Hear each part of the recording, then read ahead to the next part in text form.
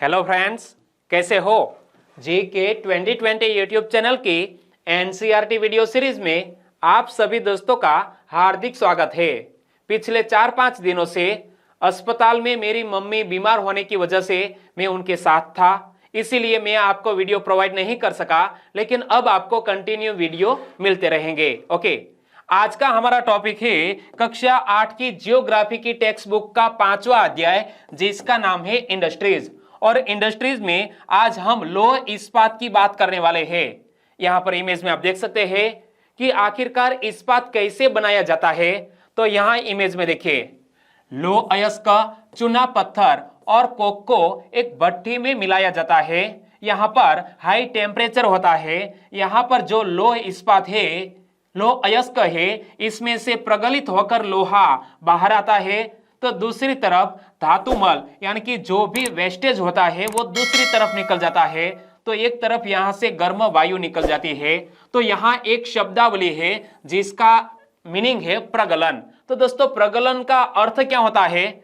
यह एक ऐसी प्रक्रिया है जिसमें धातुओं को उसके अयस्कों द्वारा गलनांक बिंदु से अधिक तपाकर निष्कर्षित किया जाता है। एक बार फिर से पढ़ लो कि प्रगलन किसको कहते हैं। यह एक ऐसी प्रक्रिया है जिसमें धातुओं को उसके अयस्कों द्वारा गलनांक बिंदु से अधिक तपाकर निष्कर्षित किया जाता है, जो इमेज में आपने देखा। तो यहां से एक क्वेश्चन बन सकता है कि जिसमें धातुओं को उसके अयस्कों द्वारा गलनांक बिंदु से अधिक तपाकर निष्कर्षित किया जाता है, ऐसी प्रक्रिया को क्या कहते हैं? ऐसी प्रक्रिया को कहते हैं प्रगलन। तो सही आंसर है ऑप्शन डी। और आज के इस वीडियो में हम लौह इस्पात उद्योग के बारे में डिटेल में जानकारी प्राप्त करने वाले हैं। और पूरे विश्व में प्रमुख लौह उत्पादक देश कौन कौन से हैं, हमारे भारत देश में लौह इस्पात उद्योग कौन कौन से राज्यों में विकसित हुआ है, उनके बारे में हम बात करने वाले हैं। ओके, तो वीडियो में लास्ट तक बने रहिए। लौह इस्पात उद्योग अन्य उद्योगों की तरह लोहा इस्पात उद्योग में भी बहुत से निवेश, प्रक्रम और निर्गत शामिल है। यह एक पोषक उद्योग है जिसके उत्पादक अन्य उद्योगों के लिए कच्चे माल के रूप में प्रयुक्त होते हैं। क्या यह लौह इस्पात उद्योग एक पोषक उद्योग है, यानी कि दूसरे उद्योगों के विकास में भी अपना योगदान जोड़ता है? तो यह लौह इस्पात उद्योग एक पोषक उद्योग है जिसके उत्पाद अन्य उद्योगों के लिए कच्चे माल के रूप में प्रयुक्त होते हैं।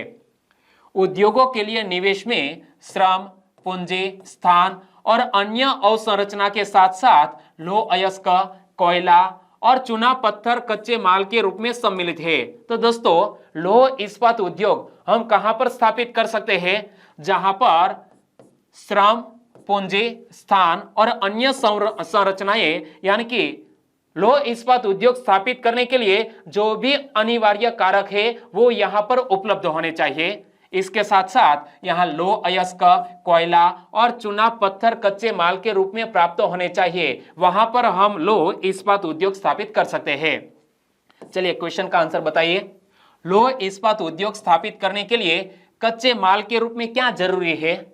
लौह इस्पात उद्योग स्थापित करने के लिए कच्चे माल के रूप में क्या जरूरी है? लौह अयस्क जरूरी, जी हां। कोयला भी जरूरी, चूना पत्थर भी जरूरी, लेकिन यह लौह इस्पात उद्योग में रेत की जरूरत नहीं पड़ती। तो सही आंसर बनता है 1, 2 और 3। यह तीनों कच्चे माल के रूप में जहां से प्राप्त होते हैं वहां पर हम लौह इस्पात उद्योग स्थापित कर सकते हैं। सही आंसर ऑप्शन सी। और लौह अयस्क से इस्पात निर्माण की प्रक्रिया में कई चरण शामिल है। कच्चे माल को झोंका भट्टी में रखा जाता है जहां यह प्रगलित होता है। इसके बाद यह परिशोधित होता है। प्राप्त उत्पाद इस्पात होता है जो अन्य उद्योगों में कच्चे माल के रूप में प्रयुक्त किया जा सकता है। दोस्तों, यहाँ लौह अयस्क में से इस्पात कैसे बनता है पूरी प्रक्रिया समझाई गई है कि सबसे पहले तो लौह अयस्क से इस्पात निर्माण की प्रक्रिया में कई चरण शामिल है। कच्चे माल को झोंका भट्टी में रखा जाता है जहां यह प्रगलित होता है। इसके बाद यह परिशोधित होता है। प्राप्त उत्पाद इस्पात होता है जो अन्य उद्योगों में कच्चे माल के रूप में प्रयुक्त किया जाता है। एक बार फिर से देख लो कि यह है झोंका भट्टी। यह झोंका भट्टी में लौह अयस्क, चूना पत्थर और कोक को डाला जाता है। यहाँ हाई टेम्परेचर में एक तरफ धातुमल निकल जाता है, दूसरी तरफ प्रगलित लोहा निकलता है और एक तरफ गर्म वायु निकल जाती है। इस्पात कड़ा होता है और इसे आसानी से काटा और आकार दिया जा सकता है अथवा इससे तार बनाए जा सकते हैं। इमेज में आप देख सकते हैं जब जब यह इस्पात कड़ा होता है यानी कि गर्म होता है, प्रवाही स्वरूप में होता है, तब इसे आसानी से काटा जा सकता है, आकार दिया जा सकता है अथवा इससे तार भी बनाए जा सकते हैं। एल्यूमिनियम, निकल, तांबा जैसी अन्य धातुओं को थोड़ी थोड़ी मात्रा में इस्पात में मिलाकर इसकी मिश्र धातुएं बनाई जा सकती है। क्या इस्पात में दोस्तों एल्यूमिनियम, निकल, तांबा जैसी अन्य धातुओं को थोड़ी थोड़ी मात्रा में मिलाकर मिश्र धातु बनाई जा सकती है और मिश्र धातु इस्पात को असामान्य कठोरता, दृढ़ता और जंग प्रतिरोधक क्षमता प्रदान करती है। यदि हम इस्पात में एल्यूमिनियम, निकल, तांबा मिलाते हैं तो यह मिश्र धातु बनकर एक असामान्य कठोरता, दृढ़ता और जंग प्रतिरोधक क्षमता जैसे गुण प्राप्त कर लेती है। क्वेश्चन, इस्पात में कौन सी धातु मिलाकर मिश्र धातु ये बनाई जा सकती है? इस्पात में कौन सी धातु मिलाकर मिश्र धातु बनाई जा सकती है? तो एल्यूमिनियम, निकल, तांबा, उपर्युक्त सभी धातु मिलाकर दोस्तों मिश्र धातु बनाई जा सकती है और जो असामान्य रूप से कठोरता प्राप्त कर लेती है। अगला क्वेश्चन, इस्पात में निकल, तांबा जैसी अन्य धातु मिलाने से क्या होता है? बताइए। इस्पात में निकल, तांबा, एल्यूमिनियम जैसी अन्य धातु मिलाने से क्या होता है? इसे आसानी से काटा और आकार दिया जा सकता है, असामान्य कठोरता, दृढ़ता और जंग प्रतिरोधक क्षमता प्रदान करती है। जी हां। इससे तार बनाए जा सकते हैं? नहीं दोस्तों, इस्पात में से तार बनाए जा सकते हैं, लेकिन यदि निकल, तांबा, एल्यूमिनियम जैसी धातु मिलाते हैं तो यह इस्पात असामान्य कठोरता, दृढ़ता और जंग प्रतिरोधक क्षमता जैसे गुण प्राप्त कर लेती है। सही आंसर बनेगा ऑप्शन बी।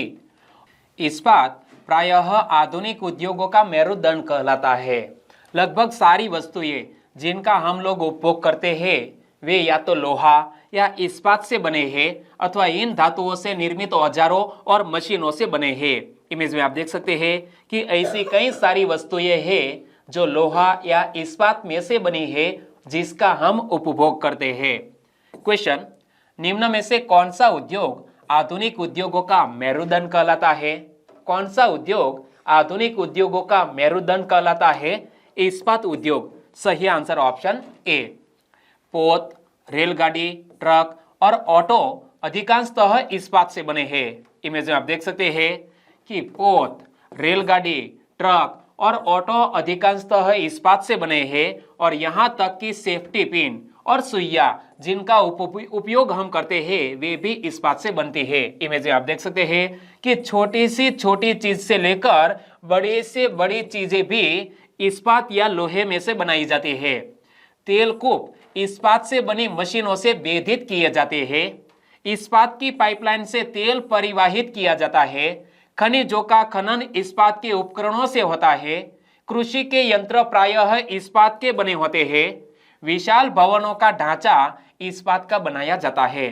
दोस्तों, इस्पात का उपयोग हम कौन कौन से कार्यों में करते हैं एक बार फिर से देख लीजिए कि तेलकूप इस्पात से बनी मशीनों से वेधित किए जाते हैं।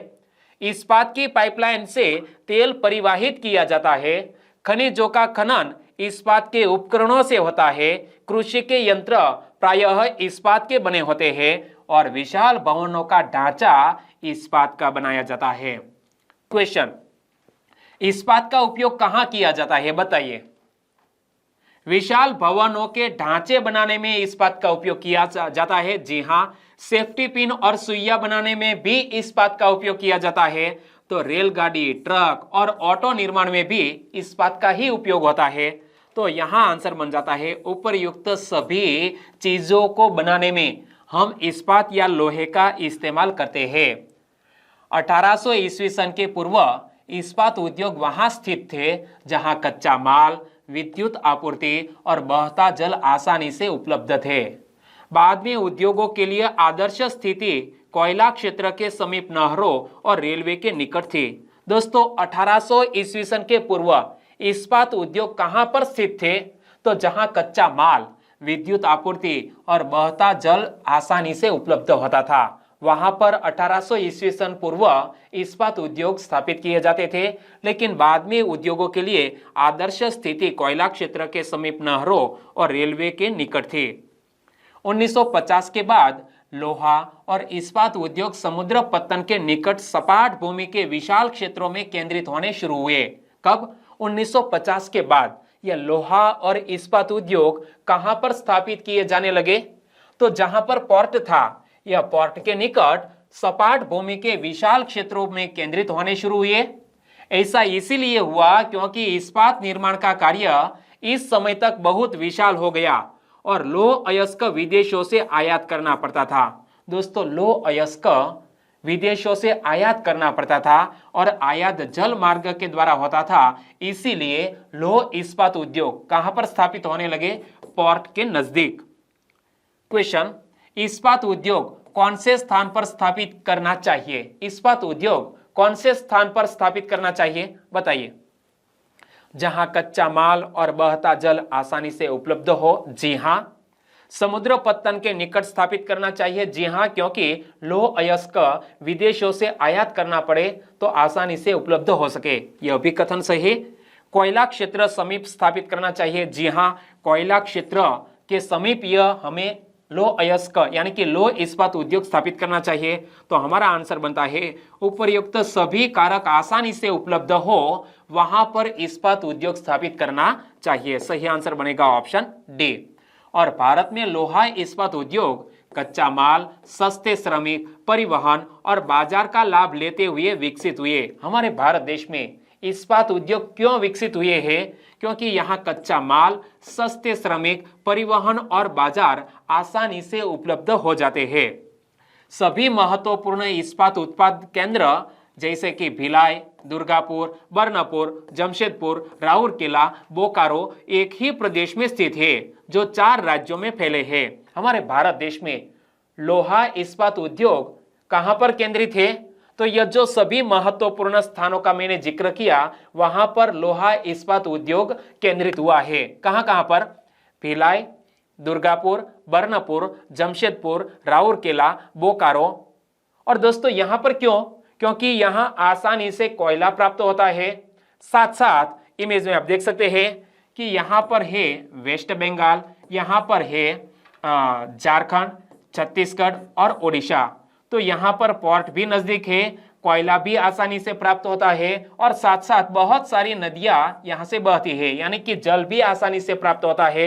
ऐसे सभी महत्वपूर्ण कारक आसानी से उपलब्ध होते हैं, इसीलिए यह 4 राज्यों में लोहा इस्पात उद्योग विकसित हुआ है। वे 4 राज्य है पश्चिम बंगाल, झारखंड, ओडिशा और छत्तीसगढ़। क्वेश्चन, भारत में लोहा इस्पात निम्न में से किस राज्य में नहीं फैला है? किस राज्य में लोहा इस्पात उद्योगों का विकास नहीं हुआ है? मध्य प्रदेश में। बाकी यह पश्चिम बंगाल, झारखंड, ओडिशा और साथ साथ दोस्तों छत्तीसगढ़ में भी लोहा इस्पात उद्योगों का विकास हुआ है, लेकिन मध्य प्रदेश में नहीं। सही आंसर बनेगा ऑप्शन बी। अगला क्वेश्चन, भिलाई, दुर्गापुर, बर्नपुर, जमशेदपुर और राउरकेला किसके उत्पादन के लिए विख्यात है? यह सभी स्थान किसके उत्पादन के लिए विख्यात है? इस्पात उद्योग के लिए। सही आंसर ऑप्शन सी। तो भद्रावती और विजयनगर कर्नाटक में, विशाखापट्टनम आंध्र प्रदेश में, सलेम तमिलनाडु में अन्य महत्वपूर्ण इस्पात के केंद्र है जो स्थानीय संसाधनों का उपयोग कर रहे हैं। दोस्तों स्थानीय संसाधनों का उपयोग करके इस्पात उद्योगों को विकसित किया गया है। तो ऐसे दक्षिणी राज्य 3 है, भद्रावती और विजयनगर, यह दोनों कर्नाटक के हैं। विशाखापट्टनम आंध्र प्रदेश का, सलेम है तमिलनाडु का। यहां भी उस इस्पात उद्योग विकसित हुआ है। तो याद रखना कर्नाटक, आंध्र प्रदेश और तमिलनाडु में भी इस्पात उद्योगों का विकास हुआ है। क्वेश्चन, निम्न में से एक इस्पात का केंद्र नहीं है। निम्न में से एक इस्पात उद्योग का केंद्र नहीं है। विजयनगर कर्नाटक है, विशाखापट्टनम आंध्र प्रदेश है, सलेम तमिलनाडु भी है, लेकिन पंजाब का लुधियाना यह नहीं है। तो हमारा आंसर बनता है ऑप्शन डी। यहां दोस्तों वीडियो को खत्म करते हैं। अभी इस बात से जुड़ा हुआ दूसरा पार्ट भी बनेगा। वीडियो वाकई में आपको अच्छा लगा है, हेल्पफुल लगा है, तो दूसरा पार्ट कल पब्लिश होगा, वो भी देख लीजिएगा। ओके, वीडियो को लाइक करें और आपके दोस्तों को फेसबुक, व्हाट्सएप या टेलीग्राम के जरिए हमारी GK 2020 यूट्यूब चैनल की लिंक शेयर करना मत भूलिएगा। और अभी आप हमारी चैनल पर नए हैं, हमारी GK 2020 चैनल को सब्सक्राइब नहीं किया है तो सब्सक्राइब भी कर लीजिए। पास में जो बेल आइकन है उसे भी प्रेस कर दीजिए, क्योंकि हर एक नए वीडियो की अपडेट आपको मिलती रहे। कल मिलेंगे इसी टॉपिक में। आपका दिन शुभ रहे। टेक केयर एंड जय हिंद।